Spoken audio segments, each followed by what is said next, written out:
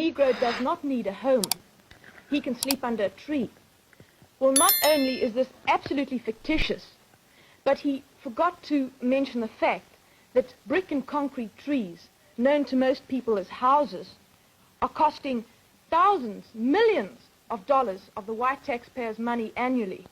What did you say? I didn't get the point. You said what houses? Well, you see, this journalist said that Dr. Yes, Melanin... I got that point. You say what houses costing the government millions of dollars? I what said houses? Concrete and brick and cement houses for the Bantu peoples. But these are the Bantus that are working for you in the factories. How did you get the money? They got the money, they mined the gold, got the gold, and you sold the gold outside. You got the money and you say the money is yours. Of course You it can't is. do that's a contradiction, Look, please. we came along. We bought the machinery. We developed the mines. From where did you get the machinery from the mines in Johannesburg? Do you own the No, mines? we got our Who worked the machinery. mines? We got our machinery from Great Britain. Who From worked- the money that was picked, what was got with the diamonds and How the did you get the were diamonds out of the alluvial. ground? No native labor there. How did you Boniface. get the diamonds out of the ground? They I weren't want dug out of the ground. They were alluvial diamonds. No native labor there, my boy. What do the relatives do? You know what, Suzanne, one point you must get right down to the crux of the matter, is that in this country, the Africans are really the backbone of your economy. And it is one of that cases where you get this question of man's inhumanity to man. And every day you come here to complain about misrepresentation in the American press. In the actual matter of fact, the American press is giving a fairly good view of the whole situation because they have a color problem themselves. Have you been to South Africa, my boy? I wouldn't even pay a penny to go there. Well, then, how can you talk? How can you talk? Because I have the facts. People come in there, get every people, no means of living. How can I go there? I want a house, I want a home, I want position in society. Well, look, they're getting it. They're getting exactly what they want. Now that was 1956, almost 70 years ago, a debate that sounds like it could have been recorded yesterday. Do you hear it? That's the arrogance, the entitlement, the way humanity is discussed like a theory. They say a Negro does not need a home. He can sleep under a tree. But those trees were the minds, the sweat, the hands, the built sitters. Racism isn't just about name calling. It's about systems that profit from your pain and then tell you to be grateful. I want us to fast forward to today. Not in 1950s South Africa, but in modern London. Listen to the exchange between a black woman and a white woman who calls her a monkey. Same tone, different century. I'm not a monkey though. You originated from one. Yeah. I'm not a monkey. You originated from one. I come from God, ma'am. Black people, all they do is taking over everything. You can't even go into them store anymore like you have black people. God bless you, ma'am. Thank you. I come from God though. They're getting black. Every time you go to the store, all you see is black. Look at your hair. It's the same script, new actors. The tone of superiority, the mockery, it's the same colonial logic. Only now it's hidden under the smile or a smartphone camera. I want to tell you that racism today isn't always a whip and chain. It's psychologically violence. You just smacked my phone. What did you call me, monkey? That's not right, dude. You just called me a monkey? Come here. Right. Let me talk to you. Would you call me a monkey? Stop right now. Did you call? Why'd you smack my phone? Come here, let me talk to you. Hey, yo, what? You call me?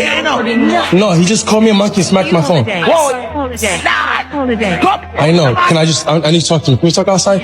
Okay, so I'm a monkey, right? I'm a monkey, right? What's up? I'm a monkey, right? What's up? Where are you going? Why are you running? Why are you running? Why are you running? Why are you running? You call me a monkey, right? Why you call me a? Why are you calling me? Why are you calling me a monkey? Why are you calling me a monkey? Why you smack my phone? Why? You're not gonna outrun me. Oh, you're not gonna outrun me. So call me why you call me a monkey. I'm sorry. Why did you call me a monkey? I'm sorry, dog. No, tell me why you call me a monkey. You're not gonna outrun me. Why you call me a monkey? I said I'm sorry. No, look at me and tell me why you call me a monkey. And you got your phone in my face. Okay, what you talking all? My face. You talking all that? A monkey. Now what? Say it to my face. Not in my face. Apologize. No, apologize right now. Apologize. I'm sorry. Call me a monkey again. See what happens. Get out of my face. He called me a monkey. It's humiliation meant to remind you that no matter what you achieve, some people still see you as less. But here's the truth. History has resets. It's black people's hands that built empires. From the gold mines of Johannesburg to the railways of Britain. You can't call a man an animal while living off the sweat of his ancestors. Yeah? I mean, it's really so unserious. How in the world do you start calling a fellow human being an animal? This is a clip I never gave attention at all. And it was there for some good time. These birthday songs are the songs we actually sing when we were young. But when you look at all those historical events that have come around, the clip I've just shown you, it really puts a pin on a black man's heart. I mean, let's first take a look at this clip once again. Hi, Legend. Did you have a birthday last week? Yes. And how old are you now? 6. You're 6? You're Yeah. sure you're not 60? I'm in 6. You're 6. Can we sing happy birthday to you? All right, here we go. Happy birthday to you. Happy birthday to you.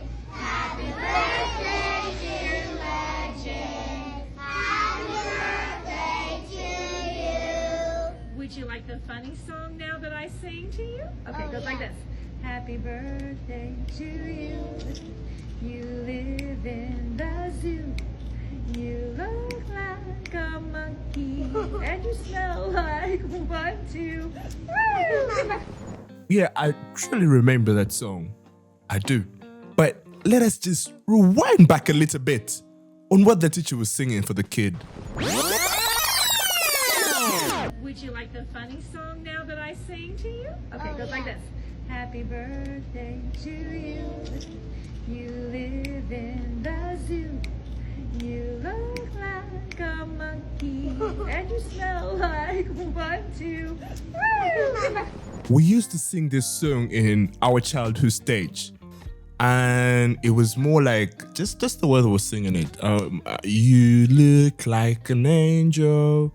You look like an angel. You look like an angel. Or you look like a monkey. But we didn't say this to mock the people who were singing it too, or the kids were singing it too. It was a kind of thing you would do just to joke around, you know, and play around with the kids, yeah, to make them happy and fun. But in this situation, when you look at this clip, it actually shows you that the teacher was trying to mock the child as a black, because realize the kids even kept quiet, and she was saying this in a mockery kind of way, which is not right. Now, she was literally demoralizing this kid.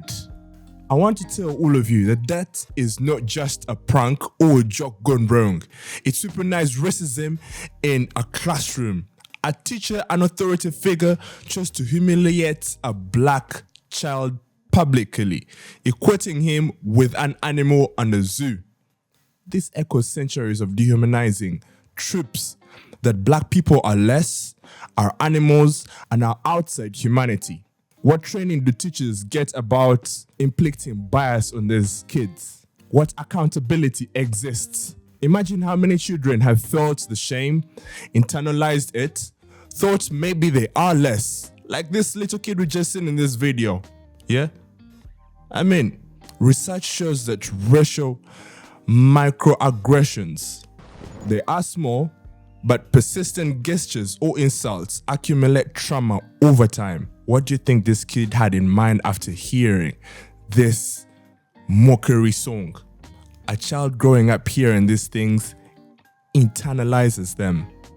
And with time, it's actually going to destroy them. But you see, out of all the pain, something powerful is being born. Self-recognition. And this next clip isn't anger, it is rebirth. Let's take a look at this. I was once called Satan because Satan is black. I was once called Shadow because I am too black. I was once called Darkness, still because of my skin color. I was once called a monkey. Yes, this is my story. It took me years to fall in love with myself. The beautiful Angela you see, the beautiful Namobilu you see, was once called all of those things. Sunshine. Because they don't see me until I smile.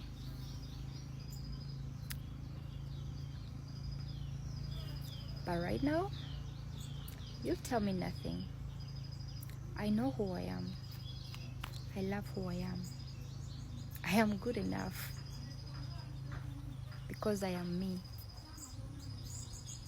I am beautiful. But when I say that I'm beautiful, it doesn't mean I'm better than other people. I fell in love with myself. With all my flaws. I know that I'm not perfect, but at least I'm me. Every day, I work on myself to be better.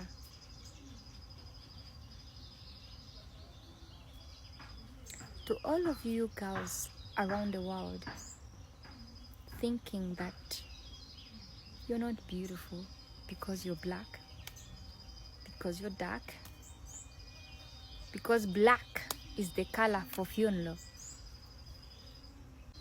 Black is the color for sadness.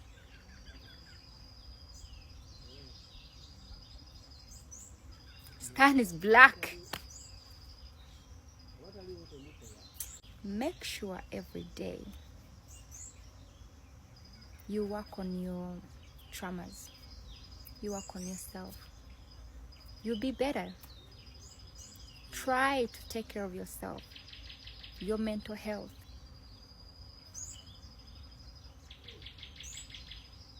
You will find you. Look for yourself, you'll find you. You are good enough just the way you are. You just need to work on yourself, love yourself, be there for yourself, be kind to yourself. You'll find yourself, because you don't have to change a thing about you. You just have to take care. You just have to take care of your body, of yourself, of your soul. That's not just poetry. It is therapy. Every monkey insult, every rejection, every shadow comment, that's the pressure that creates diamonds. And that's what blackness is. Pressure turned into brilliance. When she says, I fell in love with myself, she's doing what generations before us were told not to do. To see themselves as beautiful, divine and complete. I want to pose this to all the young black girls and boys listening. Your color isn't a curse, it is a crown. Black isn't a color of sadness, it is a color of strength, of depth and universe itself. That's what resilience looks like.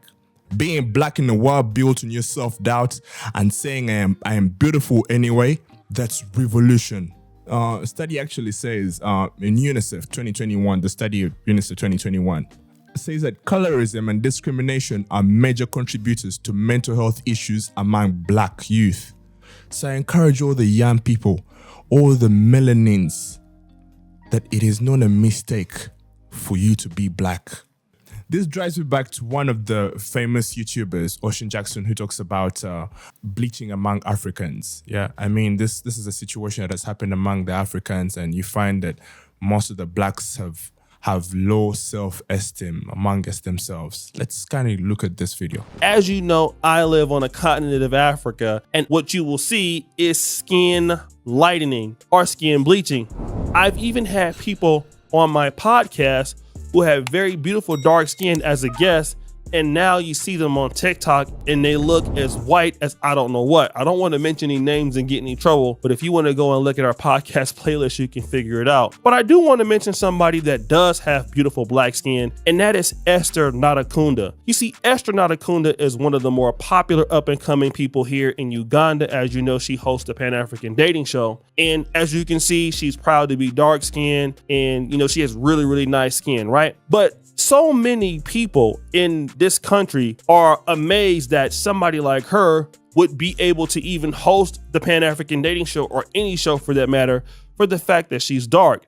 And I read the message sometimes and people are like, Esther, you know, you're a real big inspiration to us here in Uganda as dark-skinned women. Like, you know, you are a hero. We like how you have so much confidence. And the reality is that even being dark-skinned, which is normal here in Africa or in Uganda, it can be a hindrance because you're not light enough. Even though you don't have any European admixture or you're not living under the same conditions as what people live in the Dominican Republic or Cuba or in Latin America, but yet still here in Africa, you see people skin bleaching to get better opportunities. And that is what we would consider self-hatred. Racism has done more than discriminate against black people. It has attacked the mind by calling Africans monkeys, Satan, and other degrading names.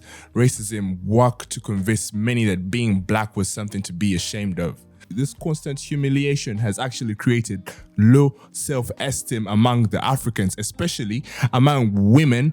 It has pushed some to believe their natural futures as a dark-skinned person or having curly hair, wide noses, and full big lips were unattractive. As a result of that, many turned to bleaching their skin or altering their appearance, hoping to fit into false standards of beauty created by a racist system. Now, this loss of self-belief is one of the most painful effects of racism. It has made many forget that melanin is not a curse, but a blessing, a natural protection for the body, a mark of resilience, and a sign of identity and strength. So I want to encourage everyone that is out there that rebuilding self-esteem means rejecting those lies, reclaiming pride in blackness, and understanding that black is not inferior. It is powerful, divine, and beautiful. Now, my dear viewers, I think we really have issues as Africans. I want us to listen to this one. Now, it is not about just the white versus black, yeah? It's also Africans arguing among themselves. This is how deep colonial wounds go. Kindly, let's take a look at this clip. Okay, but I don't follow all trends. But I want to talk about this one right here. I'm sorry I can't blow it up. But basically, it's talking about how white South Africans are in these videos dancing with black South Africans. You know, I'm not quite sure if it's like a helper of the house and then the white owner or friends. Whatever that is, okay? So let me explain something to you. South Africans are different, and we're always going to be different. We don't expect other Africans to appreciate or like us or understand us. We do not care how everybody else in the world feels about our relationships with Portuguese people, with Zimbabwean people, with Nigerian people, with Ethiopian people. Because at the end of the day, we're talking about us, okay? What a lot of people don't understand is that because South Africa had apartheid, there are white people in South Africa, okay? Majority of African countries don't have white people in them. And so what the other black African countries that are not mixed, so that they don't have white population, they have a tendency of wanting us black South Africans. I don't know what you guys want from us. You want us to not see that there's white people in South Africa? You want us to walk around and not laugh with the white people in South Africa? They are now South African citizens. What do you want us to do? We are going to be friends with white people. We are going to be friends with the type of South Africans we want to be friends with. I'm not sure what's really going on. I feel like, I don't know. I feel like the rest of black Africa wants white people in their countries because the way they stay on us. What the hell do you guys think is going to happen? 10% of them white people? We go to schools with white people. We work with white people in South Africa. What the hell? We have white people as neighbors in some neighborhoods. What the hell do you guys want from us? You want these white South Africans? Come get them. If you want them so bad, come get them. Okay? But we are citizens in a country, and we are black, we are white, we are Indian, we are everything in South Africa. Probably, I think that's what's missing in this conversation, is that when you come from a predominantly black background, you just think that the world should revolve around your blackness. No, it does not. It does not. Because I'm African, living in America and being accepted by white Americans, being accepted by Mexican Americans, being accepted by Hawaiians. What kind of nonsense is this? You think just because you are black, everywhere you go, you should be black? We see how you guys already talk about us. Let me show you some of these comments. Look at this. I'm so embarrassed for them. I don't even know where this person is from. What the hell are you embarrassed for? If South Africans are not embarrassed to dance, like, what is it? I'm Nigerian. I feel like crying. I mean, what is this? What message are they trying to send? I hope this doesn't trend. I hope it trends forever. And I need everybody who's black African to mind their own country. Okay? mind your own country because you don't care to understand South African history. You don't understand how things work in South Africa. But moreover, you want us to have this deep-seated hate for other white people. What do you want us to do? Imagine me living in America and being hated by Americans. Imagine me living in Hawaii and being hated by Hawaiians, because that's not how societies live when they live in a community. You don't have to agree with people. You don't have to like people. But guess what? People fall in love. People make friendships. Yes, there's other matters. But there's something not right. There's something going on about the rest of these black Africans that seem not the invisible rope drawing them out. And I'm telling you, this comment section, African Americans are in it, Africans are in it, and everybody's just so like, oh, South Africans and they white people, they acting like slaves. Hi, Mama. Everybody, please go mind your own country and mind your own white people in your own country, okay? Now, do you notice what's happening here? This isn't white versus black. This is intra-African tension. Colonialism left scars deeper than borders. That right there is what happens when pain isn't healed. It turns inward. You hear frustration, identity confusion, defensiveness, but you can't blame the confused when the system was built to confuse us. That's why you actually hear people, the system is rigged. Apartheid didn't just separate white from black. It separated black from black, tribe from tribe, and nation from nation. Divide and rule wasn't just a tactic. It became a mindset. And that's why this conversation matters, because until we heal from within, unity will stay a hashtag and not a reality. Because you apparently hear frustration, and that's historical trauma. And yet, the lesson is clear. Unity doesn't erase pain, but understanding does. Among the many harms racism has caused to black people, low self-esteem and identity crisis is one of the topmost things. Yeah. Constant insults, being compared to animals and being portrayed as less human has created deep wounds in self-worth. Many have actually begun to doubt their beauty, intelligence, and value, and this has led to bleaching, hair alterations, and rejection of African heritage. Let's talk about psychological trauma. Generations of enslavement, colonization, and systematic discrimination cause ongoing mental health struggles, depression, anxiety, and feelings of inferiority. Even today, racism can trigger fear, stress, and hopelessness. Racism has not only caused that alone. It has caused a division among black people. Racism has planted divisions, lighter versus darker skin, African versus African American, tribal and ethnic rivalries. This divide and rule strategy weakened unity and made collective progress harder. It has brought about economic disadvantages too. Through slavery and colonization, black people were robbed of wealth and land. Systematic racism continues through job discrimination, low wages, and denial of fair opportunities. Alongside that, many communities are trapped in poverty, not because of laziness, but because of stolen resources and blocked chances. We have faced the situation of distorted education and erased history. This is how far racism has gone. Racism has erased African achievements from history books. Black children grow up learning only about slavery and suffering, while their heroes and innovations are hidden. This is a word that's spread out to all the people that are listening to me right now. So as we wind out, it is for you to reflect upon. To all my black kings and queens, you are the diamonds they dug for. You are the gold they couldn't steal. You are the living proof that will come from God and not trees. And to all my listeners, racism is not just a black problem. It's a human problem. It ends with empathy, action, and education. So when you see hate, don't scroll. Don't stay silent. Speak, educate, and act about it. Once again, here at the Main Network Podcast, I am your host, Kev Kelly. I encourage you to give out your comments in the comment section so that we can see how we can react about this. Remember to click the like and subscribe button. Thank you very much.